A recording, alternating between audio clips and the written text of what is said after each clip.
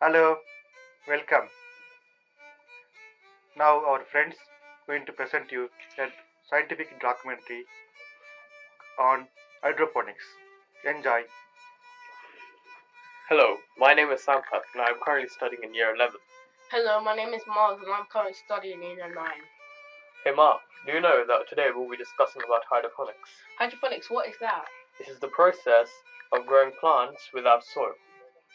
Without soil, do you mean in space? No, that is a current project conducted by NASA called aeroponics, but we're talking about hydroponics. What do you understand by the term hydro? Hydro means water, so that means that hydroponics means Growing plants in water.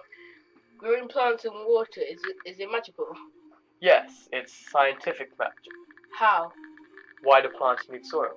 Number one, the soil provides vital nutrients for the plant to grow, and number two, the soil holds it in place.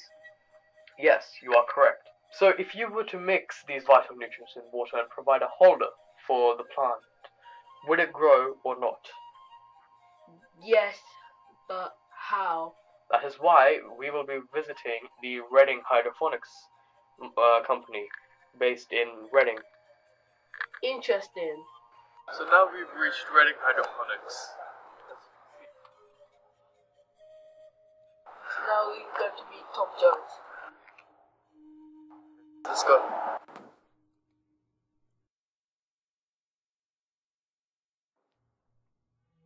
Hello, we are here at Reading Hydroponics. We are meeted with Mr. Tom Jones, and he will help us gather a greater understanding on hydroponics. Okay, well, I've prepared a basic introduction to hydroponics for you and your fellow classmates. I'll start by explaining what the term means. Have you heard of the term hydroponics and what it actually means before? Yeah, I've heard the term hydroponics, yeah. Well, it comes from two Latin words, one being hydro, meaning water, and ponos, meaning working. So it's basically water working. It's the water doing the work for you. It's a method of growing plants without the need for soil. That's the main difference between traditional growing and hydroponic growing, is that, for example, we have many different types of hydroponic systems, one being NFT, which stands for Nutrient Film Technique, and I've got some systems there. If I could just show you. If I bring this system to here, you would put your plants in here, you make a small cut here, and you place in your plant there, and your plant there. And how it works is that in the bottom is your nutrients, and there's a pump, and it will pump your nutrients up here, and it will pass along the roots of the plants. So the roots are the main way of gaining nutrition to the plant. So you can also spray, it's called foliar feeding, onto the leaves. But the pump drives the nutrients up to the top of the tray, and then there's another hole here, and it goes down. So it's called a recirculating system. It's constantly the nutrients are being passed up and along the plant roots and back down. So hydroponics is a very old form of growing, actually. People think it's very modern, but have you heard of the Hanging Gardens of Babylon? No? Well, that's an ancient use of hydroponics, and also the Mexican civilizations used hydroponics, early Mexican, and also in more modern times, but not very recently, the first sort of mention of hydroponics was in 1627 by Francis Bacon. So, hydroponics is growing plants without the need for soil, and that has a number of benefits. Have you got any ideas what the benefits of growing in a hydroponic system over traditional forms of growing might be? Really, sorry. Well, fair enough. That's why you're here. You're here to learn. I've prepared this sheet, this handout, which you can take back to your class and follow up with. But basically, it's clean. There's no soil to be spilled anywhere. There's no water mixing with the soil and making a muddy mess. So it's a lot cleaner. Most hydroponics commonly indoors or in a polytunnel or in a large greenhouse, so you're able to control the environment, and that's actually the point of growing hydroponically indoors, is to try and recreate a perfect environment in which plants can thrive.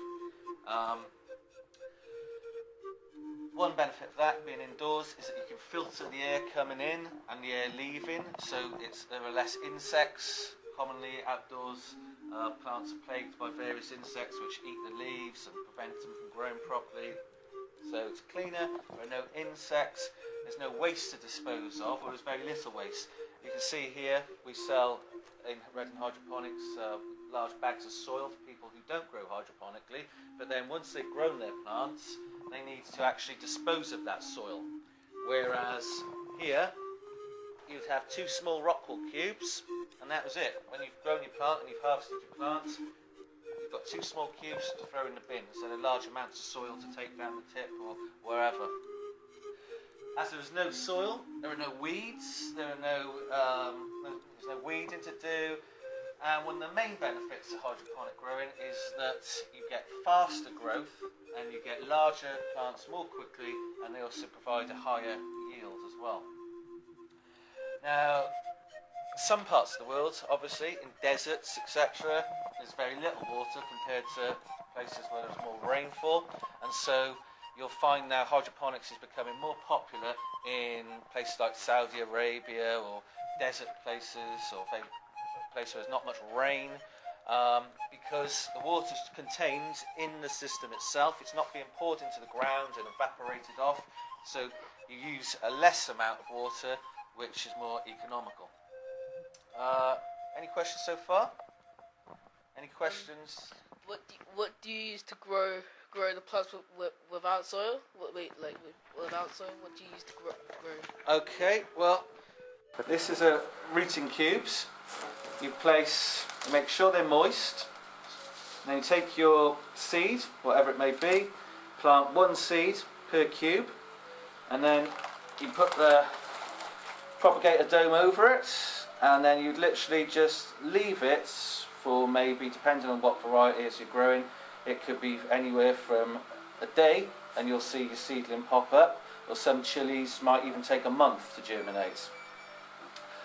And then you just place a small light over this, and you just wait until your seeds germinate. Using rock wool as a sterile medium, or you can use something like this. I'll just show you these. These little clay pebbles, like here. You can fill little net pots with those pebbles. If I show you this system here, we can just pull it out so the camera can see. We've got this little net pot here, filled with the pebbles. You place your plant in there, the roots grow down through the net pot. This is a type of hydroponic system called deep water culture. And inside here you have your nutrients, and you have this. This is an air stone, which is connected to an air pump, and constantly providing oxygen to the roots. In a little while, in another few weeks, all these roots will be down here, growing down into the water, and the plant will grow bigger and faster than if it was in soil.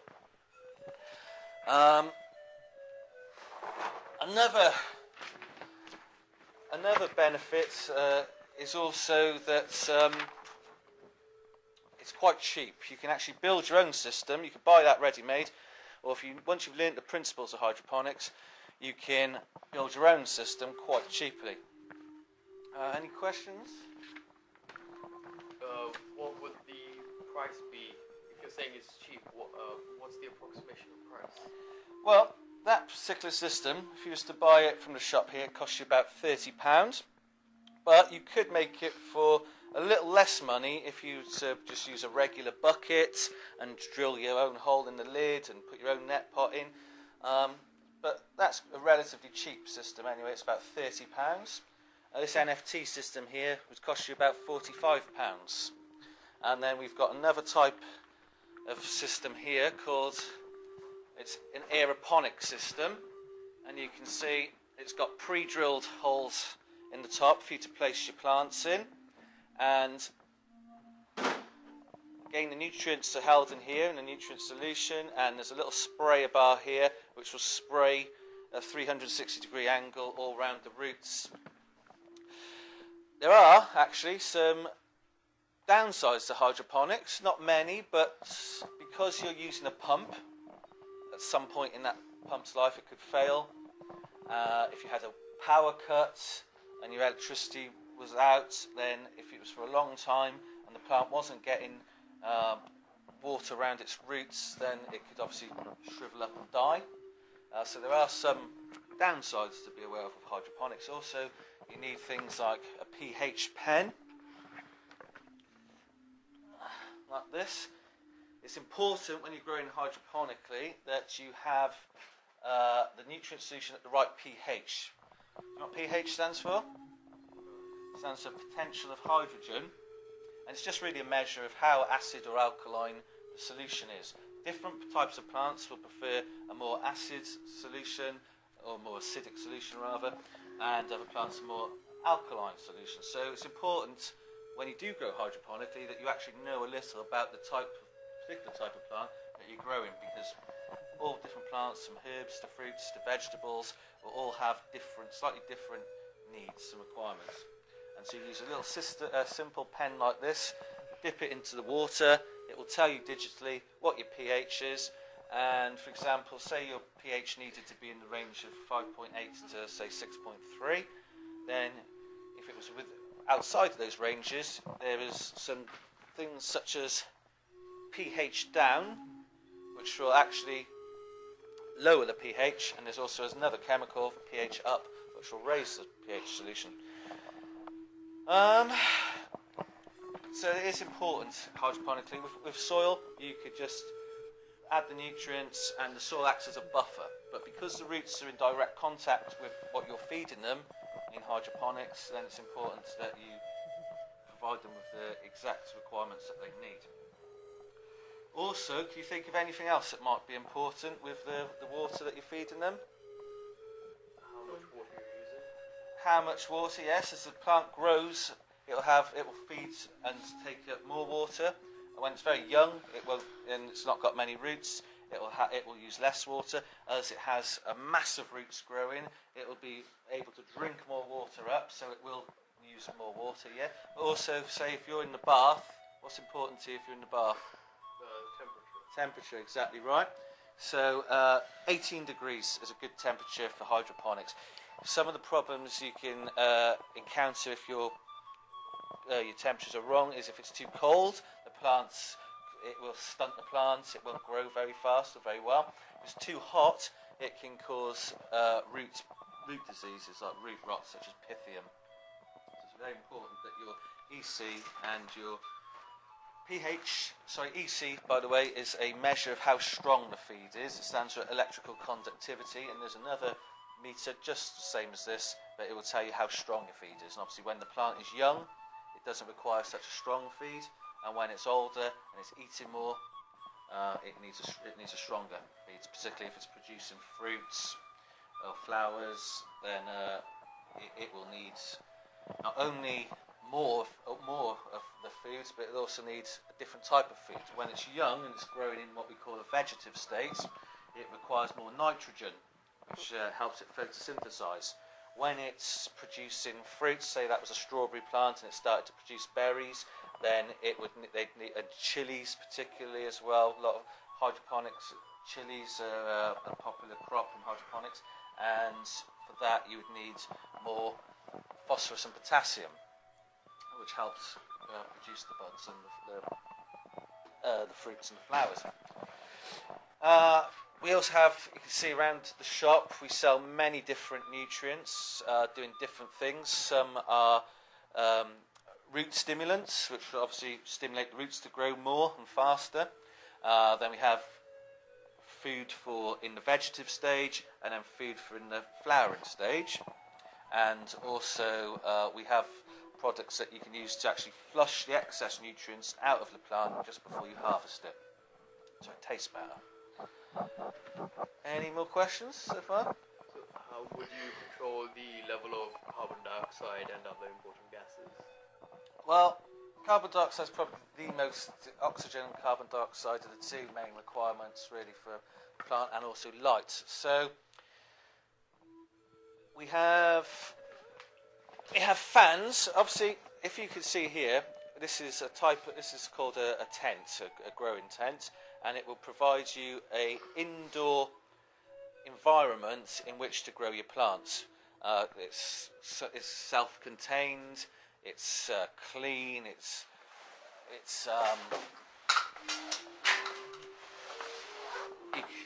obviously you can close it down like this. If I put the plant back in there a moment, you can close it and you can zip it down, and it will be light-proof. But you will need to introduce fresh air into there. Fresh air will contain carbon dioxide, which helps plants grow faster. Naturally present in the air around us that we're breathing now is carbon dioxide at around about 350 parts per million. But if you were to add more CO2, which can be done inexpensively by using little bags filled with what we call mycelium mass, they're like kind of a fungus that gives off CO2 into the atmosphere, or you can spend more money and have a tank with a regulator attached, and periodically it will inject CO2 into the environment. If you raise the levels of CO2 from 350 parts per million to around 1200 parts per million, then the growth rates will be much faster, and also the yields will be bigger as well from whatever you're growing. To introduce that, if I can just step by here a moment, okay. Something like this. It's a fan, and you attach the fan to the side of the tent, and it will draw fresh air, oxygen and CO2-rich air into the environment. And it's also important as well to exhaust the hot air from your growing environment out as well. You mentioned other factors such as the temperature. In an indoor hydroponics setting like this, you'd probably want your daytime temperatures, that means with the lights on, to be around about 23 to about 26 degrees. 23 is ideal. And your nighttime temperatures, or when the lights are off, around about 18 degrees.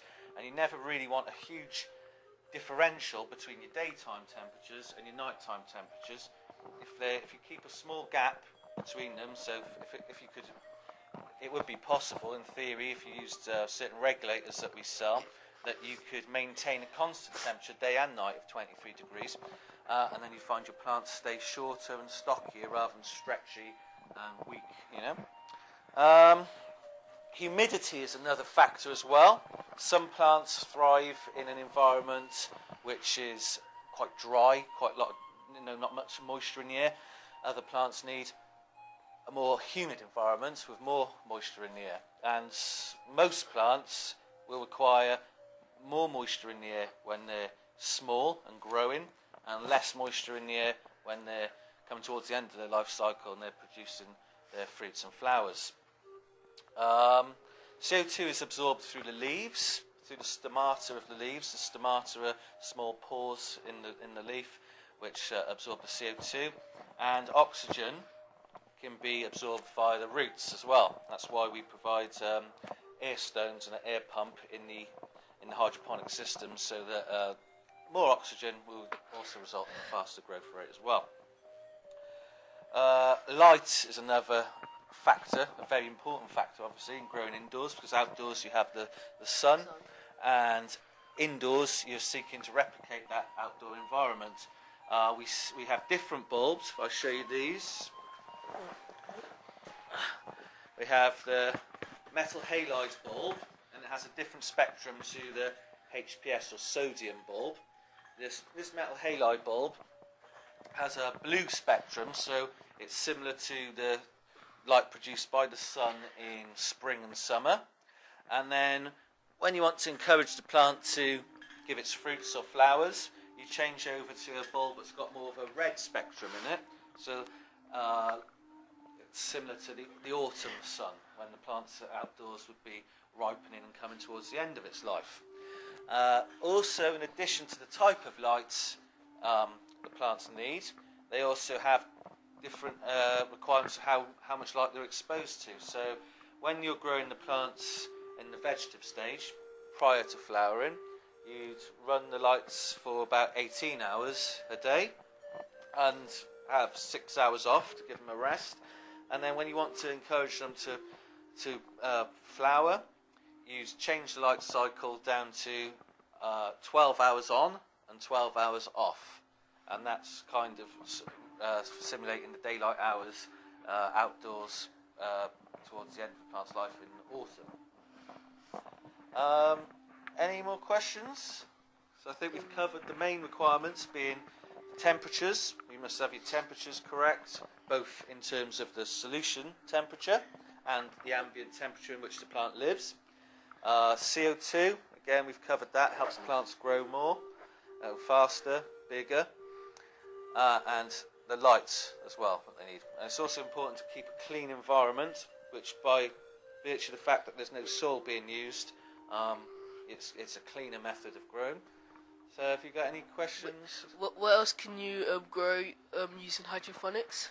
Using hydroponics, you can grow pretty much any plants you like. I can't think of a plant you can't grow, actually. You can grow herbs, basil, thyme, coriander, chives. You can grow anything from the herb varieties. You can grow flowers. Many flowers that you buy in florists nowadays are grown hydroponically. Holland has a huge hydroponic industry. Most peppers and tomatoes that you eat from the supermarket, if it says from Holland, you can almost guarantee they've been grown hydroponically. Banana trees, I've known people grow banana trees. I've seen people growing pumpkins hydroponically, small other trees. There's literally anything you want to grow can be grown hydroponically. Okay, yeah.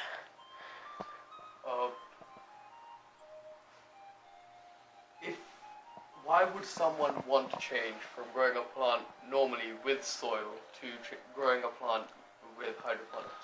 That's a good question. There's a few answers to that. One being that outdoors, plants grow seasonally.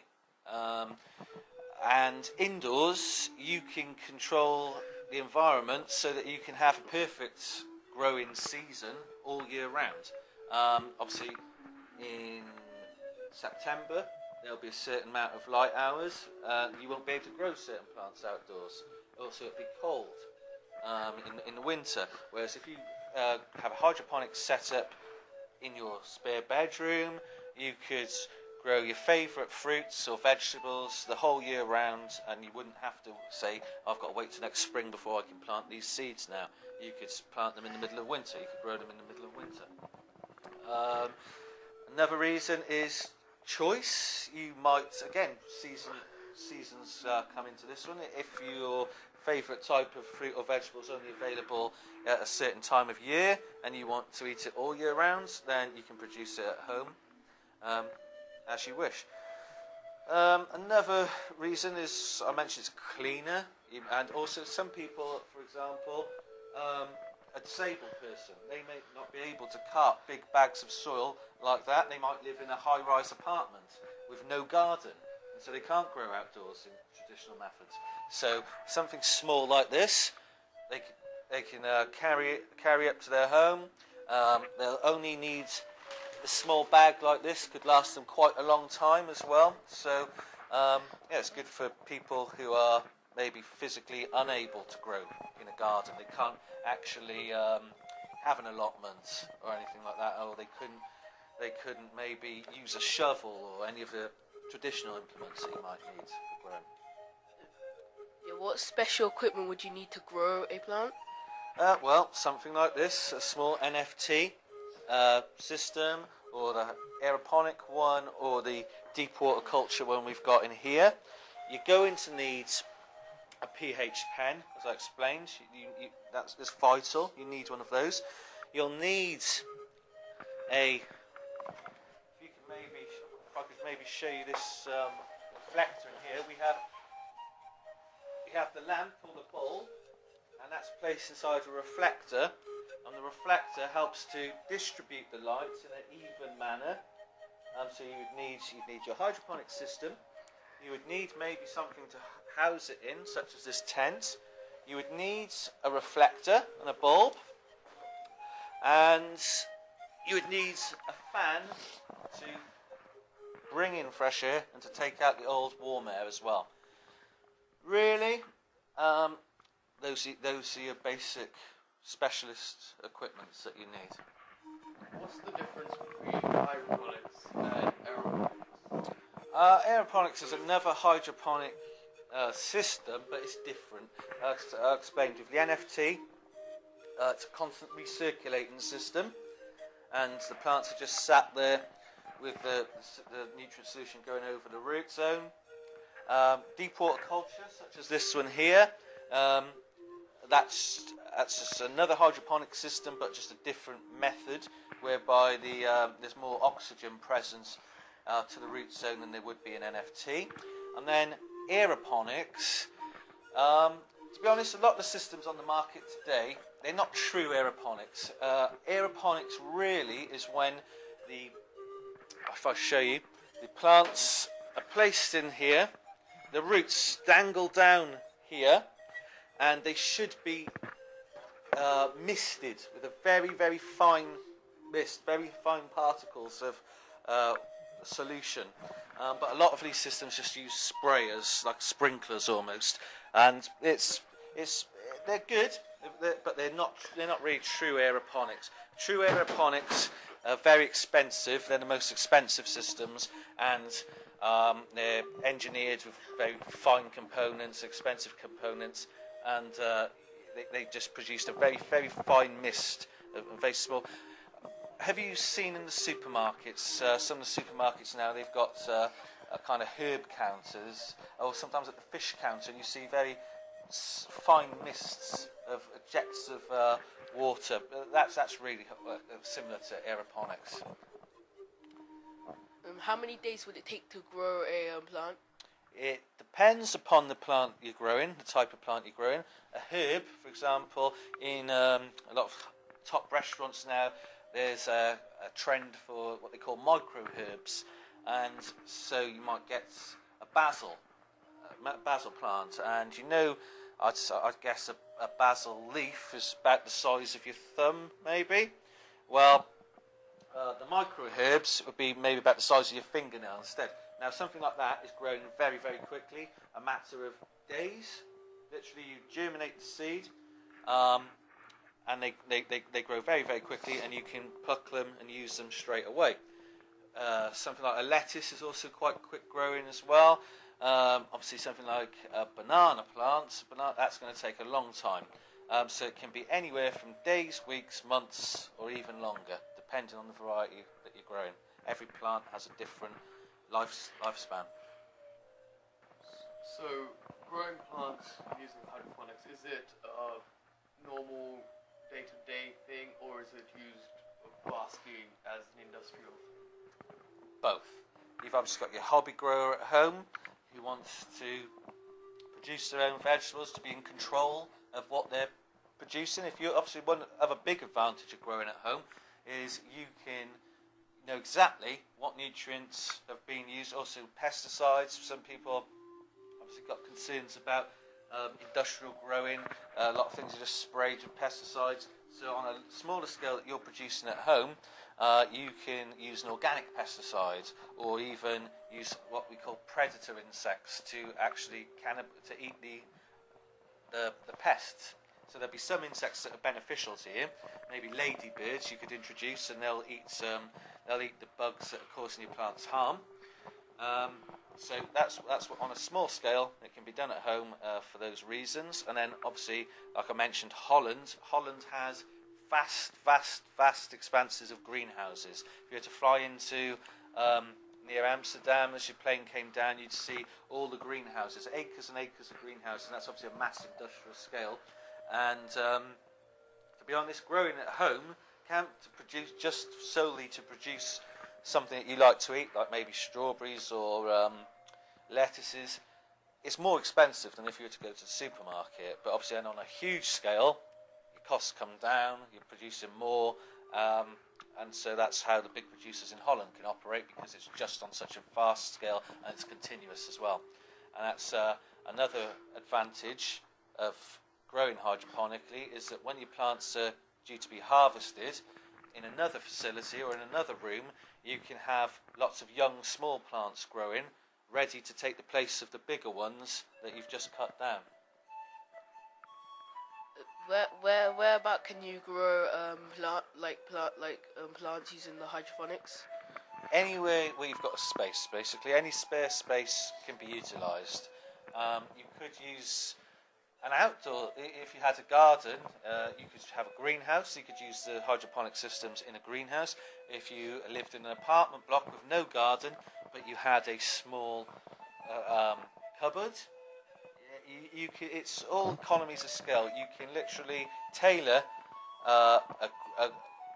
you can tailor what you're growing and the methods of growing to the space that you've got. There's almost no space you couldn't grow in. You could grow in these tents come in different sizes. You could have something about this big, and you could just grow one small plant in there. Or if you had a garage, or you could even rent a large space like this, and you could grow in there. Any size, any plant, any situation, hydroponics can be adapted to. Thanks to Mr. Tom Jones for teaching us more about hydroponics and how to use them. It was really interesting. No problem. Glad thanks. to help. Thanks to Mr. Tom Jones, I've learned a lot more about hydroponics, and I'm very intrigued to start growing my own plants using hydroponics as well. Good. I'm glad to hear that. It's been a pleasure to have you here.